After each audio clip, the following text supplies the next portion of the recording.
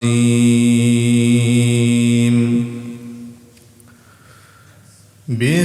الله الرحمن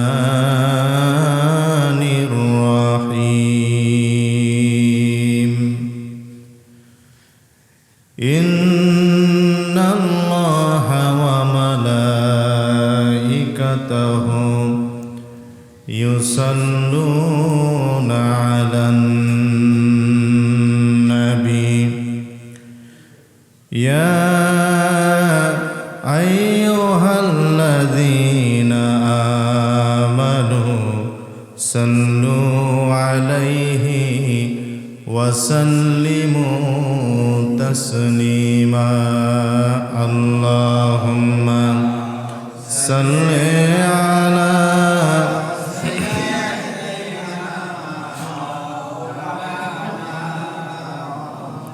وعلى آل سيدنا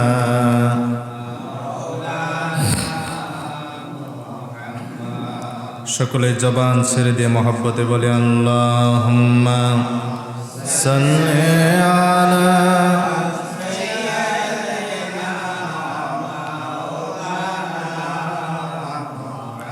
ওয়া আলা আলি সাইয়্যিদিনা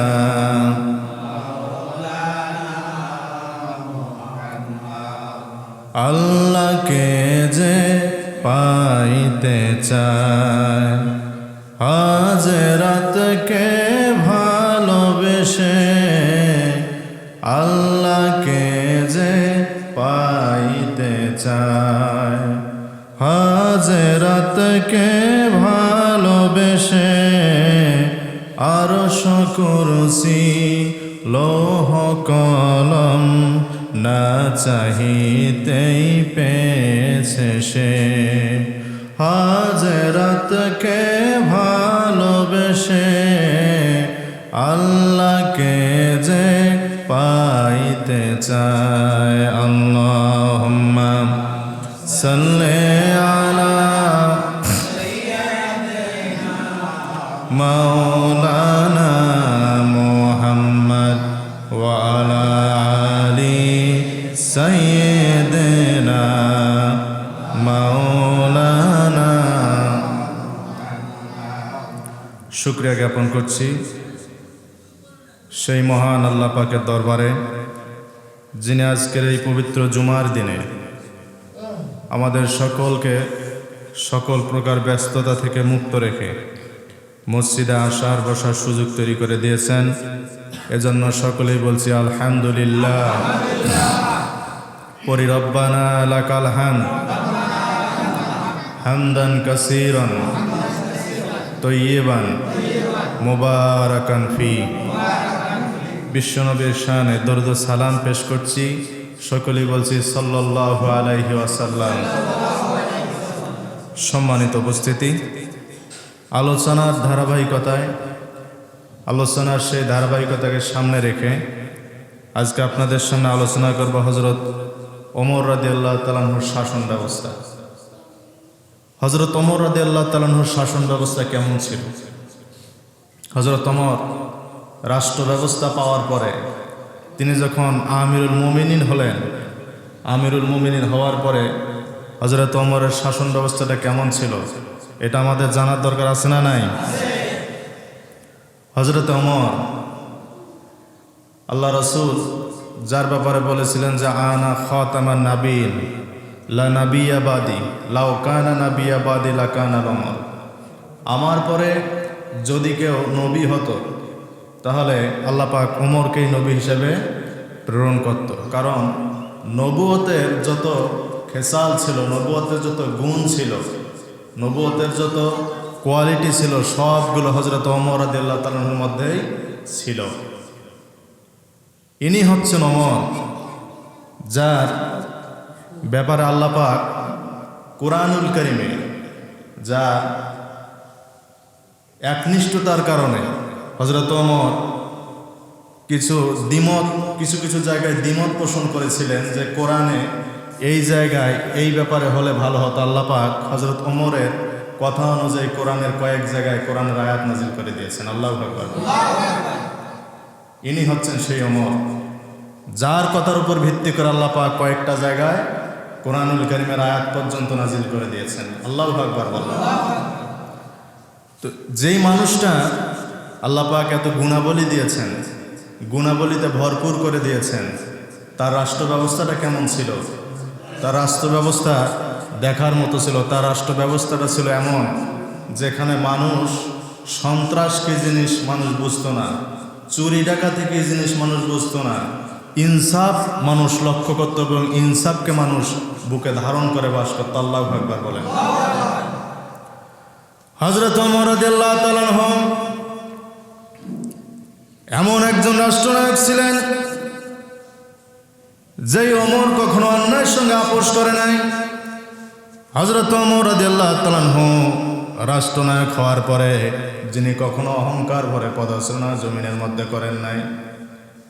হযরত ওমর যখন রাষ্ট্র ব্যবস্থায় অর্ধ পৃথিবী যখন হযরত ওমর রাদিয়াল্লাহু তাআলা আনহু শাসন করেন, শাসন করার সময় মানুষের মধ্যে ইনসাফ কেমন করেছেন। ইসলাম কায়েম করার পরে হযরত ওমর রাদিয়াল্লাহু তাআলা আনহু ইনসাফ প্রতিষ্ঠা করেছেন মানুষের মধ্যে, হোক সে বিধর্মী। হযরত ওমর রাদিয়াল্লাহু তাআলা আনহু যখন শাসন ব্যবস্থার মধ্যে ছিলেন, শাসন ব্যবস্থায় থাকার সময় মিশরের গভর্নর হিসেবে হযরত আমর ইবনুল আস রাদিয়াল্লাহু তাআলা আনহুকে মিশরের গভর্নর হিসেবে পাঠিয়েছিলেন। মিশরের গভর্নরের একজন পুত্র ছিল। মিশরের ওই সময় জনপ্রিয় একটা ঘোড়দৌড় প্রতিযোগিতা ছিল। মিশরের কায়রোর মধ্যে জনপ্রিয় একটা ঘোড়দৌড় প্রতিযোগিতা ছিল, যেই প্রতিযোগিতার মধ্যে আমর ইবনুল আস রাদিয়াল্লাহু তাআলা আনহুর ছেলে, গভর্নরের ছেলে এবং সেখানকার একজন খ্রিস্টান যুবক অংশগ্রহণ করেছিল। অংশগ্রহণ যখন খেলার মধ্যে করল, অংশগ্রহণ করার পরে আমর ইবনুল আস রাদিয়াল্লাহু তাআলা আনহুর ছেলে গভর্নরের ছেলে হওয়ার কারণেও, সেই প্রতিযোগিতা অংশগ্রহণ করার পরেও আমর ইবনুল আস রাদিয়াল্লাহু তাআলা আনহুর ছেলে সেই প্রতিযোগিতায় প্রথম স্থান অধিকার করতে পারে নাই। প্রথম স্থান অধিকার করেছিল সেই সময়ের ওই জায়গার সেই খ্রিস্টান যুবক, প্রতিযোগিতা প্রথম স্থান অধিকার করেছিল। প্রথম স্থান অধিকার করার কারণে গভর্নরের ছেলে হযরত আমর ইবনুল আস রাদিয়াল্লাহু তাআলা আনহুর ছেলে ওই ছেলেকে বেধড়ক মারধর করে লাঠি হাতে নেওয়ার পরে, এমন ঘটনা ঘটে যাওয়ার পরে খ্রিস্টান যুবক চিন্তায় পড়ে গেল যে বিচার দেব কার কাছে? যেখানে গভর্নরের ছেলে নিজেই আমাকে লাঠি দিয়ে আঘাত করলো, এই বিচার তো কোনো মানুষ করার জন্য এগিয়ে আসবে না।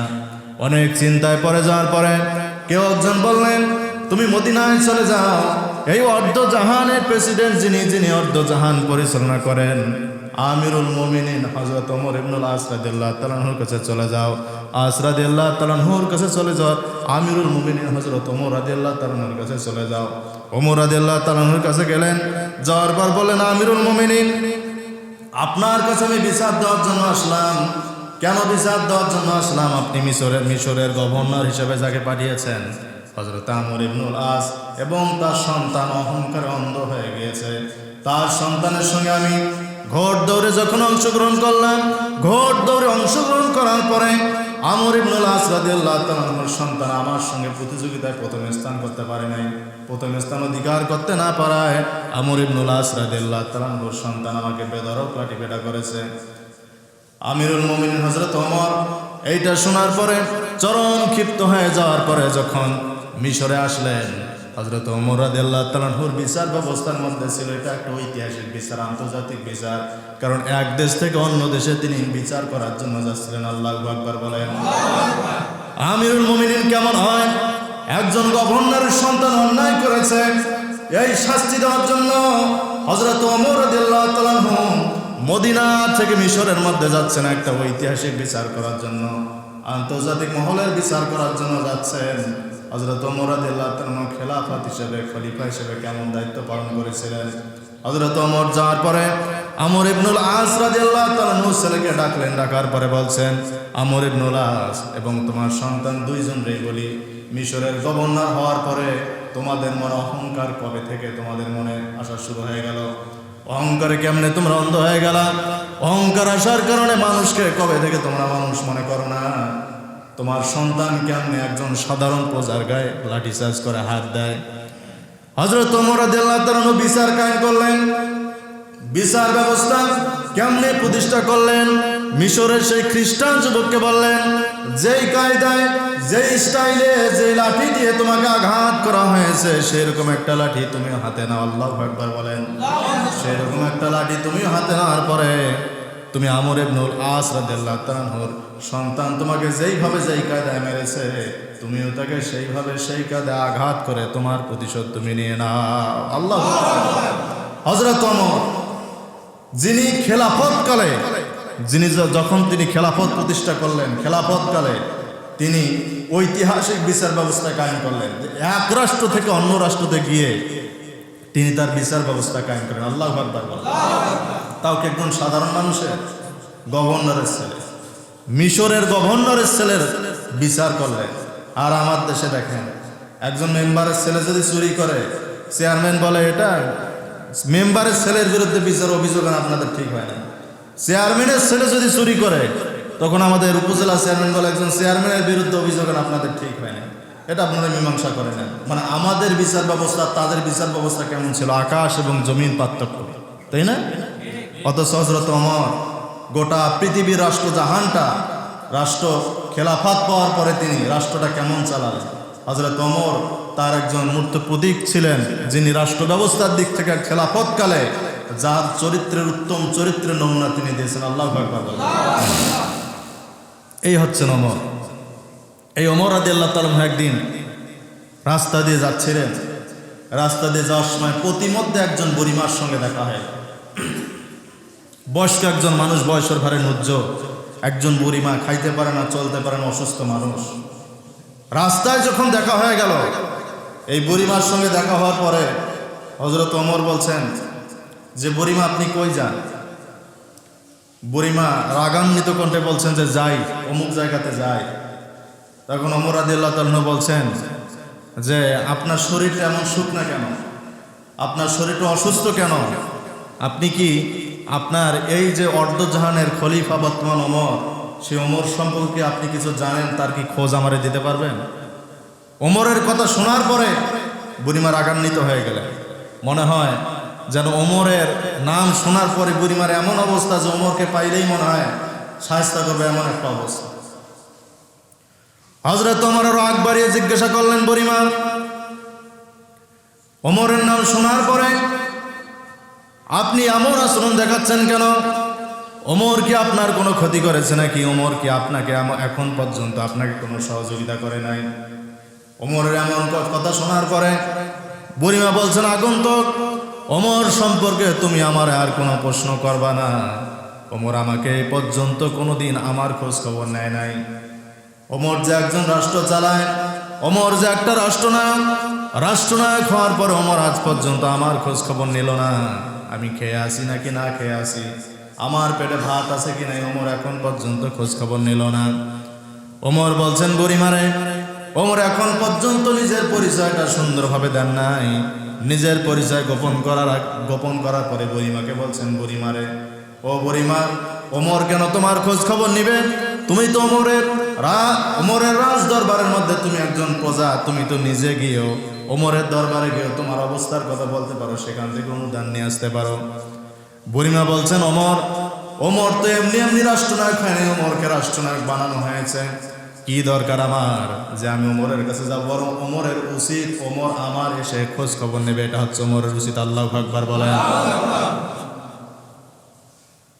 ওমর রাদিয়াল্লাহু তাআলা চিন্তায় পড়ে গেলেন। বুড়িমার এমন কথা শোনার পরে ওমর মনে হচ্ছে বুড়িমাকে দেখে যেন কি একটা ভয়ানক অবস্থায় পড়ে গেলেন। ওমর রাদিয়াল্লাহু তাআলা বলছেন, বুড়িমারে, ওমর যে আপনার খোঁজ খবর নেয় নাই, এই কারণে কি আপনি কিয়ামতের ময়দানে আল্লাহ পাকের কাছে মামলা দায়ের করবেন নাকি? বুড়িমা বলছেন, মামলা দায়ের কেন করব না? মামলা দায়ের কি কারণে করব না? ওমর তো এখন পর্যন্ত আমার কোনো খোঁজ খবর নিল না। ওই সময় প্রতিমত দিয়ে কিছু সাহাবী যাচ্ছিলেন। সাহাবী সে যখন জায়গায় দাঁড়িয়ে সালাম দিয়ে বলছেন, আমিরুল মুমিনিন, আপনি কেন এখানে দাঁড়িয়ে এই কথা শোনার পরে বুড়িমা চমকে গেল। এখন পর্যন্ত যার সামনে দাঁড়িয়ে যার সম্পর্কে বাজে কথাগুলো বললাম, তিনি আর কেউ নয়, তিনি এই অর্ধ জাহানের খলিফা আমিরুল মুমিনিন হযরত ওমর। হযরত ওমর বুড়িমাকে কিছু মুদ্রা দিলেন, স্বর্ণের মুদ্রা দেওয়ার পরে বলছেন, বুড়িমারে তোমাকে আমি 100টা স্বর্ণের মুদ্রা দিলাম বা 1000 দিরহাম দিলাম। তোমাকে 1000 দিরহাম দেওয়ার পরে ও বুড়িমা, এখন তোমাকে এই যে দিরহামগুলো দিলাম, দিরহামগুলো দেওয়ার পরে তোমার কি আর কোনো অভিযোগ আছে নাকি রে বুড়িমা? বুড়িমা বলে, ওমর তোমাকে না চিনে আমি তোমার সম্পর্কে বাজে কথা বলেছিলাম, এখন থেকে তোমার উপর আর কোনো আমার অভিযোগ নাই, তোমার উপর সব অভিযোগ উঠাই নিলাম। হযরত ওমর বলছেন, বুড়িমারে অভিযোগ শুধু উঠাই নিলে হবে না, চামড়ার মধ্যে লিখে দাও, এই যে অর্ধ জাহানের খলিফা আমিরুল মুমিনিন হযরত ওমর রাদিয়াল্লাহু তাআলা আনহু সম্পর্কে আমার আর কোনো অভিযোগ নাই, কিয়ামতে হযরত ওমর সম্পর্কে আর আমি কোনো মামলা দায়ের করব না। আল্লাহু আকবার। ইনি হচ্ছেন ওমর, যার কাছে যাওয়া লাগতো না, যিনি প্রজার কাছে গিয়ে খোঁজ খবর নিয়ে প্রজার ক্ষতিপূরণ পোষায় দিতেন। আর আমার দেশের নেতার কাছে যাওয়া লাগে, গেলে পরে পকেটে যা আছে ওগুলোও দিয়ে আসা লাগে, বরং নিয়ে আসতে পারে না, এমন আছে না নাই? ইনি হচ্ছেন ওমর। আর আমার দেশের নেতা, আপনি যাবেন, আপনি একটা কার্ড করতে যাবেন, সাধারণ একটা কার্ড করতে যাবেন, আপনার ফ্যামিলি কার্ড করতে যাবেন। ফ্যামিলি কার্ড করতে গেলে আপনাকে 3 মাস বা 6 মাস পর দেবে 6000 টাকা, আপনার কাছে নিবেই 10,000 টাকা, এমন আছে না নাই? অথচ ওমর ছিলেন ঘরে গিয়ে গিয়ে মানুষের দাঁড়ে দাঁড়ে গিয়ে গিয়ে খোঁজ খবর নিতেন যে পেটে খাবার আছে কিনা, টাকা পয়সা আছে কিনা, কারণ তিনি ভয় করতেন আল্লাহকে। কাকে ভয় করতেন? আল্লাহকে ভয় করতেন। তিনি চাইতেন কোন প্রজা যেন, আমি ক্ষমতায় থাকা অবস্থায় কোন প্রজা যেন না খেয়ে থেকে কিয়ামতের ময়দানে আল্লাহর আদালতে আমাকে যেন আসামি না বানায়। আল্লাহু আকবার। কারণ হচ্ছে কুল্লুকুম রাইন ওয়া কুল্লুকুম মাসউলুন আন রাইয়াতিহি। প্রত্যেক ব্যক্তি তার স্ব ব্যাপারে দায়িত্ব স্ব ব্যাপারে জবাবদিহিতে হবে, প্রত্যেক ব্যক্তির ব্যাপারে। যিনি অর্ধ জাহানের প্রেসিডেন্ট, কিয়ামতের ময়দানে অর্ধ জাহানের মানুষ সম্পর্কে তাকে প্রশ্ন করা হবে যে অর্ধ জাহানের এত কোটি বা এত লক্ষ মানুষের যে আপনি প্রেসিডেন্ট ছিলেন, এর মধ্যে কে খেয়েছিল কে না খেয়েছিল, এর ব্যাপারে জবাব দিয়ে তারপর আপনারা জান্নাত যাইতে হবে। হযরত ওমর এই কারণেই প্রত্যেকটা মানুষের দ্বারে দ্বারে গিয়ে খোঁজ নিতেন, প্রত্যেকটা মানুষের দ্বারে দ্বারে গিয়ে খোঁজ নিতেন, অর্থ দিতেন, পয়সা দিতেন, খাবার দিতেন, যাতে করে হযরত ওমরের ব্যাপারে কিয়ামতের ময়দানে কোনো মামলা না হয়। আল্লাহু আকবার বলেন। এই যে আল্লাহ ভীতি, আল্লাহর ভয় আমাদের নেতাদের মনে আছে? কতক্ষণ এখানে আছে? নাই। আমরা শুধু ইসলাম কায়েম করতে চাই, কিন্তু ইনসাফ আমাদের ভেতর নাই। ইনসাফের ভয় যদি থাকতো, প্রত্যেকটা মানুষ যেই দলের হোক, প্রত্যেকটা মানুষের ভিতরে আল্লাহ ভীতি আসলে পরে ওমরের মতো প্রত্যেকটা নেতাই হয়ে যেত। আল্লাহু আকবার বলেন। হযরত ওমর রাদিয়াল্লাহু তাআলা আনহু তার রাষ্ট্র ব্যবস্থা চালানোর সময় তিনি তার ওই রাষ্ট্রের মধ্যে পুরো রাষ্ট্রটাকে এমন একটা রূপ দিয়েছিলেন, যেই রাষ্ট্রে তিনি ইনসাফ কায়েম করতে গিয়া একজন খ্রিস্টান, একজন বিধর্মী, একজন মুশরিক, প্রত্যেকটা মানুষের অধিকার তিনি নিশ্চিত করতেন। আল্লাহু আকবার বলেন। হযরত ওমর রাদিয়াল্লাহু তাআলা আনহু একবার তার মসনদে বসা, তার রাজ দরবারের মধ্যে বসা, এমন সময় একজন মুশরিক এসে বলছেন, আমিরুল মুমিনিন, আপনি আপনার রাজ দরবারের মধ্যে বসা, আপনি আমাদের কোনো খোঁজ খবর নেন না। আমিরুল মুমিনিন হঠাৎ করে চমকে গিয়ে বলছেন, কি হয়েছে, তোমার সমস্যা বলো। হযরত ওমর রাদিয়াল্লাহু তাআলা আনহু এই কথা বলার পরে মুশরিক বলছেন, আমিরুল মুমিনিন, আপনাদের ধর্মের লোক মুসলমান হয়ে আমরা যে দেব দেবীর মূর্তির যে উপাসনা করি, আমাদের উপাসনালয়ে গিয়ে আমাদের দেব দেবীর নাকটা ভেঙে দিয়ে এসেছে, নাক কেটে নিয়ে এসেছে।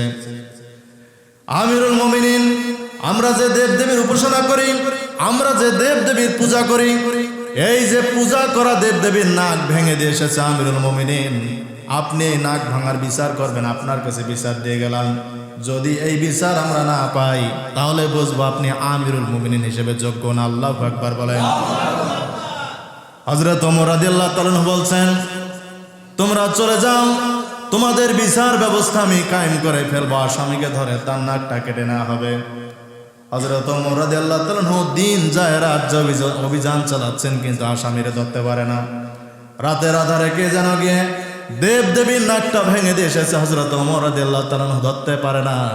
শেষ পর্যন্ত মুশরিকের কাছে গিয়ে বলছেন, ও মুশরিক ভাই, আমি তো আমার মুসলমানদের মধ্যে কে তোমার দেবদেবীর নাকটা ভেঙে দিয়েছে ধরতে পারি নাই।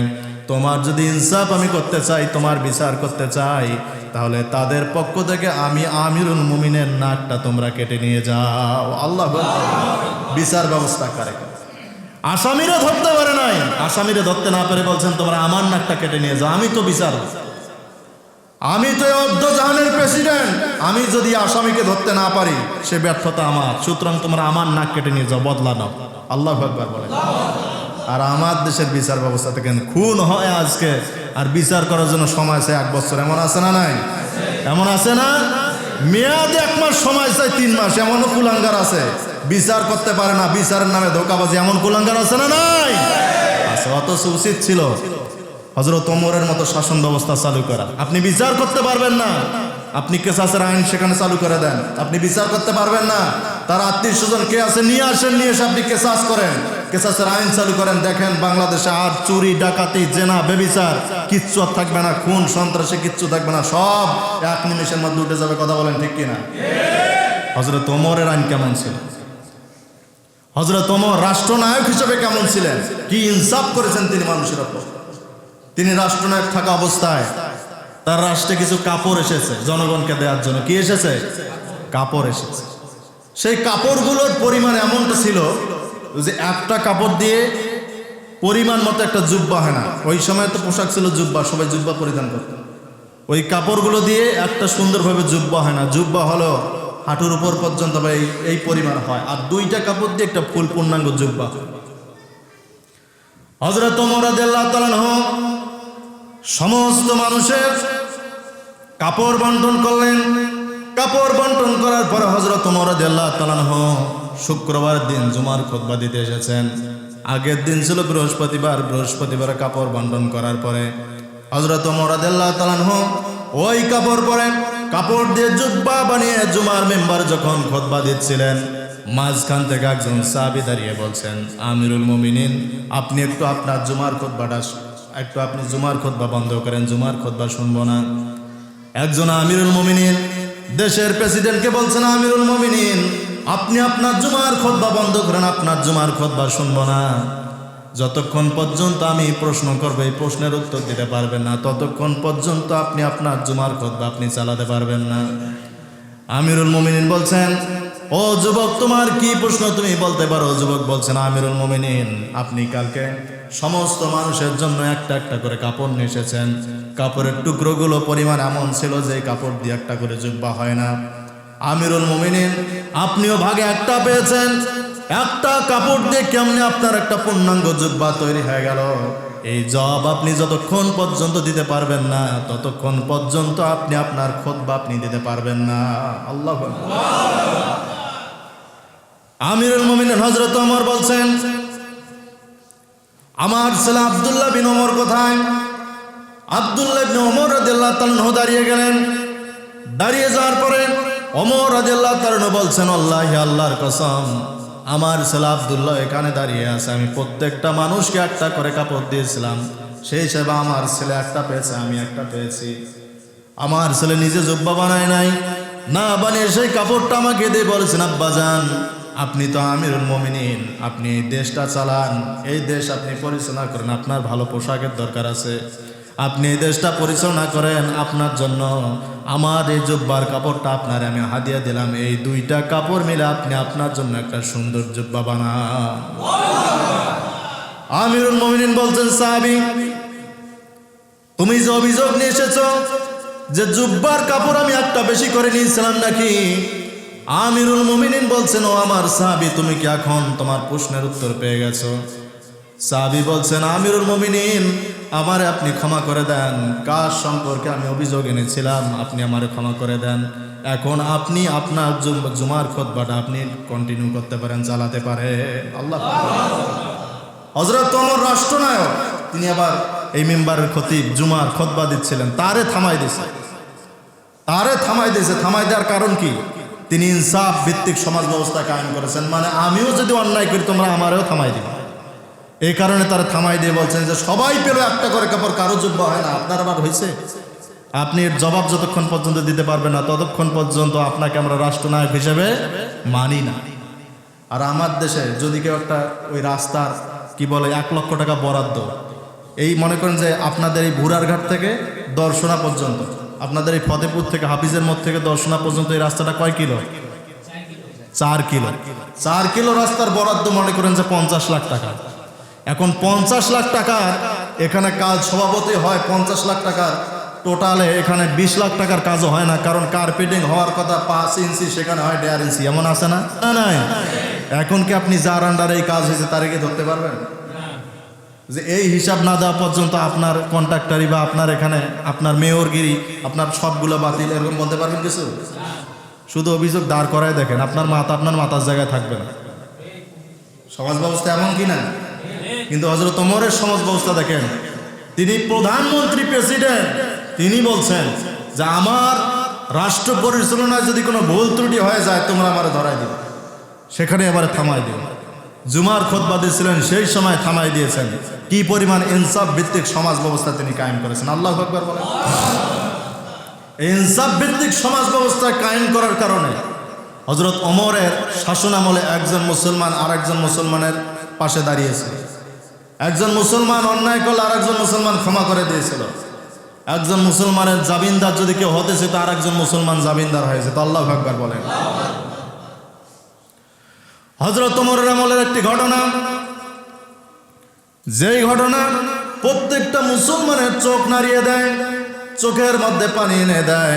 একটা মর্মান্তিক ঘটনা ঘটেছিল। হযরত ওমর রাজদরবারে 2 জন যুবক এসে বলেছিল, আমিরুল মুমিনিন, আমাদের বাবাকে একজন যুবক হত্যা করেছে, সেই যুবককে আপনার কাছে নিয়ে এসেছি। সেই যুবককে যখন আমিরুল মুমিনিন প্রশ্ন করলেন, তুমি কি তার বাবাকে হত্যা করেছো নাকি?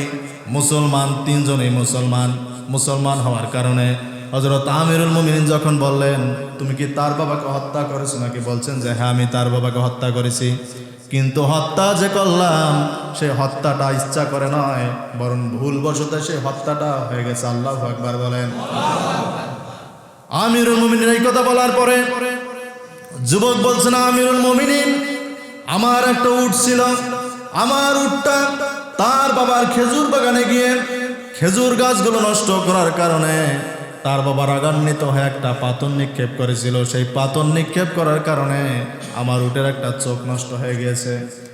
আমি যুবক মানুষ, আমি আর রাগকে কন্ট্রোল করতে না পেরে আমি আবার উল্টা একটা পাথর নিয়ে তার বাবার মাথায় আঘাত করেছিলাম, যার কারণে তার বাবা দুনিয়া থেকে বিদায় নিয়েছে। আমিরুল মুমিনিন, ইচ্ছা করে করি নাই, ভুলবশত এমন একটা ঘটনা ঘটেছে।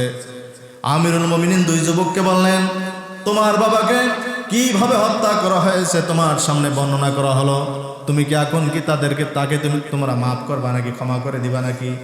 2 যুবক বলছেন, না, আমরা বাবার হত্যার বিচার চাই, তার মানে কেসাস চাই, তাকেও হত্যা করুন আপনি। যুবক রাজি হয়ে গেলেন। রাজি হয়ে যাওয়ার পরে আমিরুল মুমিনিনের কাছে 3 দিনের সময় চাইলেন যে আমিরুল মুমিনিন, আমাকে তো হত্যা করবেন, ভালো কথা, মানুষের তো শেষ মুহূর্তে একটা শেষ ইচ্ছা থাকে, আমারও একটা শেষ ইচ্ছা আছে। আমিরুল মুমিন বলছেন, কি শেষ ইচ্ছা? আমার শেষ ইচ্ছা হচ্ছে আপনি আমার 3 দিনের সময় দেন। আমার আব্বা দুনিয়া থেকে বিদায় নিয়েছেন, দুনিয়া থেকে বিদায় নেওয়ার সময় আমার কিছু সম্পদ দিয়েছেন, আমাকে সম্পদ দেওয়ার কারণে সেই সম্পদটা আমি এমন এক জায়গায় লুকায় রেখেছি, আমি যদি দুনিয়া থেকে চলে যাই আমার ছোট ভাইয়ের হক নষ্ট করা হয়ে যাবে, আমার ছোট ভাইয়ের হক আমি প্রতিষ্ঠা করতে পারবো না। আমাকে শুধু আপনি 3টা দিন সময় দেন, 3টা দিনের মধ্যে আমার সেই সম্পদটা আমি বের করার পরে আমার ছোট ভাইয়ের হাতে আমি বুঝাই দিয়ে তারপর আমি চলে আসব। আমিরুল মুমিনিন এমন প্রস্তাব শোনার পরে 2 যুবককে বলছেন, তোমরা কি তাকে ছেড়ে দিবা নাকি? যুবক বলছেন, না, যতক্ষণ পর্যন্ত ইনি ওনার পক্ষে জামিনদার দাঁড় করাতে পারবে না, ওনার এখানে জামিনদার যতক্ষণ পর্যন্ত কেউ আসবে না, ততক্ষণ পর্যন্ত আমরা তাকে মাফ করতে পারবো না, ততক্ষণ পর্যন্ত আমরা তাকে ছেড়ে দিতে পারবো না। আমিরুল মুমিনিন সমস্ত লোকদের সামনে দাঁড়িয়ে বলছেন, এই যুবক 3 দিনের জন্য সময় চায়, তোমরা কি কেউ 3 দিনের জন্য এর কেউ জামিনদার হতে পারবা নাকি? আল্লাহু আকবার বলেন। এই জামিনদারের মানে হলো, এই যুবক যদি 3 দিনের জন্য চলে যায় আর যদি ফিরে না আসার কারণে এই জায়গায় যিনি থাকবেন তার 3 দিন পরে তার হত্যা কার্যকর করাবে শুক্রবার সন্ধ্যার পরে। এই কথা শোনার পরে কোনো মানুষ আর জামিনদার হতে চায় না। শেষ পর্যন্ত ওই জায়গায় মিটিংয়ের মধ্য থেকে পেছন থেকে একজন হাত উঠালেন, যিনি হাত উঠালেন তার নাম হচ্ছে হযরত আবু যর গিফারী রাদিয়াল্লাহু তাআলা আনহু। আল্লাহু আকবার বলেন। হযরত আবু যর গিফারী নিশ্চিত মৃত্যু জেনেও হাত উঠিয়ে সামনে আসলেন, বলছেন আমিরুল মুমিনিন ওকে 3 দিনের জন্য সময় দিয়ে দেন। তার ভাইয়ের হক প্রতিষ্ঠা করার জন্য বাড়িতে যাবে, 3 দিনের জন্য সময় দেন। গচ্ছিত যে আমানত, সে আমানতদারের আমানত বুঝিয়ে দেওয়ার জন্য বাড়িতে যাবে। মুসলমান তো আপনি তাকে 3 দিনের জন্য ছুটি দেন। 3 দিনের জন্য আমি আমার নিজেকে জামিনদার হিসেবে এখানে দাঁড় করালাম। 3 দিন পর যদি সে না আসে, আপনি আমাকে এই জায়গায় দাঁড়িয়ে কতল করতে পারেন। আল্লাহু আকবার বলেন। 3 দিনের সময় দেওয়া হলো। উত্তেজনা পূর্বক একটা মুহূর্ত তৈরি হয়ে গেল। ওই জায়গার মধ্যে একটা উত্তেজনা সৃষ্টি হয়ে গেল। 3 দিন পর কি হবে? এই যুবক কি ফিরে আসবে নাকি আবু যর গিফারী রাদিয়াল্লাহু তাআলা আনহুকে এই জায়গায় কতল করা হবে? দিন চলে যায়। শেষ পর্যন্ত 3 দিন যখন হয়ে গেল, শুক্রবার নামাজ যখন জুমা হয়ে গেল, জুমার পরে সবাই তাকিয়ে আছে কি ব্যাপার, এখন পর্যন্ত 3 দিন হয়ে গেল, যুবক তো আর আসে না। সবাই একটা উত্তেজনা, ওই সময়ের পরিবেশটা যখন উত্তেজনা হয়ে গেল, সবাই মানুষের মুখের দিকে তাকে আজকে কি হবে? এই যুবকের ফাঁসি হবে নাকি হযরত আবু যর গিফারী রাদিয়াল্লাহু তাআলা আনহুর ফাঁসি হবে? হযরত আবু যরকে বলা হলো, আবু যর সন্ধ্যা পর্যন্ত সময় দিলাম, সন্ধ্যা পর্যন্ত যদি ওই যুবক ফিরে না আসে, আবু যর রে তোমাকে তো দুনিয়া থেকে বিদায় করে দেওয়া হবে। অপর একজন মানুষের জন্য, অপরিচিত একজন মানুষের জন্য তোমার জীবনটা চলে যাবে। আল্লাহু আকবার বলেন। ওই সময়টা এমন একটা পরিবেশ তৈরি হয়েছিল, জমজমাট একটা পরিবেশ, মানুষ দেখার জন্য অপেক্ষা করে। আজকে একজন অপরিচিত ছেলের জন্য হযরত আবু যর গিফারী রাদিয়াল্লাহু তাআলা আনহু দুনিয়া থেকে বিদায় নেবে। এমন সময় যখন মাগরিবের আজান হয়ে গেল, মাগরিবের আজান হয়ে যাওয়ার ঠিক পূর্ব মুহূর্তে দূরে দেখা যায় মরুভূমির ধূলিকণা যেন উড়ে আর এবং কে যেন আসে। সবাই তাকিয়ে দেখে কে যেন দূর থেকে আসতেছে, মরুভূমির ধূলিকণা উঠতে দেখা যায়। শেষ পর্যন্ত ধুলার মধ্য দিয়ে একজন যুবক, টকবকে একজন যুবক চলে আসার পরে ওই জায়গায় সে বলল, আমিরুল মুমিনিন 3 দিনের সময় চেয়েছিলাম, 3 দিনের সময় মতো আমি উপস্থিত হতে পারিনি, একটু লেট হয়ে গিয়েছে। আমিরুল মুমিনিন, আমি আপনার কাছে আসলাম, আমার জামিনদারকে আপনি মুক্তি দিয়ে আমাকে আপনি দুনিয়া থেকে বিদায় করে দেন। আল্লাহু আকবার বলেন। এমন ইনসাফ ভিত্তিক সমাজ ব্যবস্থা তিনি কায়েম করেছিলেন। ওই যুবক আসার পরে হযরত আবু যর গিফারীকে প্রশ্ন করা হলো, আবু যর গিফারী নিশ্চিত মৃত্যু যেন, কেন তুমি এই ছেলের জামিনদার হয়েছিলে? হযরত আবু যর গিফারী রাদিয়াল্লাহু তাআলা আনহু বললেন, আমিরুল মুমিনিন, একজন মুসলমান হওয়ার পরে আর একজন মুসলমানকে জামিনদার চেয়েছিল। এই জামিনদার যদি আমি আজকে না হতাম, গোটা বিশ্বের মুসলমান জানতো ওই সময় একজন মুসলমান দুনিয়া থেকে বিদায় হয়েছে, কিন্তু তার পাশে কেউ জামিনদার হয়ে দাঁড়ায়নি। আল্লাহু আকবার বলেন। যুবককে বলা হলো, যুবক তুমি যদি না আসতাম, তারপরে তোমাকে ধরার জন্য কোনো বাহিনী পাঠা হতো না, পাকড়াও করা হতো না, তোমাকে নিয়ে আসা হতো না, জোর জবরদস্তি করে তোমাকে নিয়ে আসা হতো না। তুমি নিশ্চিত মৃত্যু যেন, কেন বাড়ি থেকে আবার আসলে? যুবক বলছেন, আমিরুল মুমিনিন, একজন মুসলমান জামিনদার হয়ে আমার জন্য এখানে দাঁড়িয়ে আছে, আমি কেমনে বাড়িতে গিয়ে নিঃস্বার্থভাবে কেমনে এমনি পালিয়ে থাকি? তা তো হবে না। আমি মুসলমান, কোনোদিন যেন গোটা বিশ্বের মুসলমানরা যেন কোনোদিন বলতে না পারে একজন মুসলমান যুবক আর একজন মুসলমানকে কথা দিয়ে কখনো কথা রক্ষা করে নাই। আল্লাহু আকবার।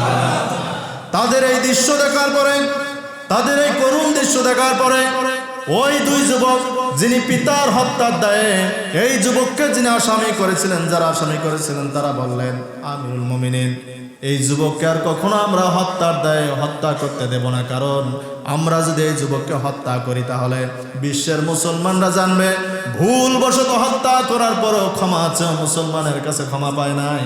এটা আমরা হতে দিতে চাই না। আমরা আল্লাহর রাস্তায় এই যুবকরে মাফ করে দিয়ে দিলাম। আল্লাহু আকবার বলেন। ইসলাম কেমনে কায়েম হয়? ইনসাফ কায়েম করার কারণে মানুষের মাঝে যে বন্ধুত্ব, ভ্রাতৃত্ববোধ কেমনে বৃদ্ধি হয়, তার প্রকাশ্য একটা নমুনা, উজ্জ্বল দৃষ্টান্ত হচ্ছে হযরত ওমর রাদিয়াল্লাহু তাআলা। আল্লাহু আকবার। এই ওমরের মতো শাসন ব্যবস্থা যদি মানুষ পেত, এই পুরা পৃথিবীকে মানুষ পাল্টাই দিতে পারত। এই পৃথিবী পাল্টাতে সময় লাগতো না। কিন্তু হযরত ওমরের আমরা এই কথাগুলো শুনি, ওমরের হাদিসগুলো পড়ি, ওমরের জীবনী পড়ি, কিন্তু ওমরের জীবন থেকে আমরা শিক্ষা নিতে চাই না। শিক্ষা নিতে চাই না। এই যে সামনে 12 তারিখ ব্যালট যুদ্ধের মাধ্যমে আমরা যাদেরকে নেতা নেত্রী হিসেবে নির্বাচন করব। আপনি কি আদৌ বলতে পারেন এই যে ব্যালট যুদ্ধের মাধ্যমে আমরা নেতা নেত্রী নির্বাচন করলাম, এরা কি আদৌ হযরত ওমরের আদর্শ বাস্তবায়ন করতে পারবে? অধিকাংশই নির্বাচনের আগে অনেক কথা দিবে, এটা দেব সেটা দেব, হ্যান করব ত্যান করব। নির্বাচনের পরে আর আগের কথার কোনো মিল পাওয়া যায়? কথা কেন মিল পাওয়া যায়? মিল পাওয়া যায় না। আর ভোট হচ্ছে একটা আমানত, ভোট হচ্ছে মুসলমানের পক্ষে একটা আমানত। আপনি একজনকে ভোট দিলেন, ভোট পাওয়ার পরে এই নেতা যদি আপনার ভোটে নির্বাচিত হয়, তিনি যদি সমাজের মধ্যে বান্দরামি করে বেড়ায়, চুরি করে বেড়ায়, ডাকাতি করে বেড়ায়, জেনা করে বেড়ায়, ঘুষ খায়, রাহাজানি করে, ছিনতাই করে, এগুলো না করে যদি এগুলোর পক্ষে থাকে, এগুলোকে সাপোর্ট করে, আপনি যে ভোট দিলেন এই ভোটের কারণে তিনি এগুলো করে বেড়াচ্ছে, মনে করেন আপনি কি আমাদের ময়দানে ছাড় পাবেন? কারণ আপনি সমর্থন দিয়েছেন। কি দিয়েছেন? সমর্থন দিয়েছেন। এই কারণে ভোট দেওয়ার আগে চিন্তা করে দিবেন যে আমি যাকে সমর্থন দিচ্ছি, আমার ভোট পাওয়ার পরে যদি নোংরামি করে, এর দায়ভার আমাকেও নিতে হবে, এর দায়ভার আপনাকেও নিতে হবে, আপনি বাঁচতে পারবেন না। এই কারণে ভোটটা এমন জায়গায় দেন যাতে করে এই পৃথিবীতে ইনসাফ প্রতিষ্ঠা হয়। কি প্রতিষ্ঠা হয়? ইনসাফ প্রতিষ্ঠা হয়। মাজলুম যেন বিচার পায়, যাদের উপর জুলুম করা হয় তারা যেন বিচার পায়। বিচার ব্যবস্থা যেন এমনভাবে সক্রিয় হয়, প্রত্যেকটা মানুষ যেন নিঃস্বার্থভাবে বিচার পায়, পকেটের যেন 1 টাকা খরচ করতে না লাগে। কারণ যারা সেবক তারা সবসময় মানুষের জন্য সেবক। এটাই হচ্ছে আমিরুল মুমিনিন হযরত ওমর রাদিয়াল্লাহু তাআলা আনহুর জীবনী থেকে শিক্ষা। আল্লাহু আকবার বলেন। আল্লাহ পাক আমাদের সকলকে কবুল এবং মঞ্জুর করেন। সকলে বলে আমিন। আর একবার বলে আমিন, আর একবার বলে আমিন।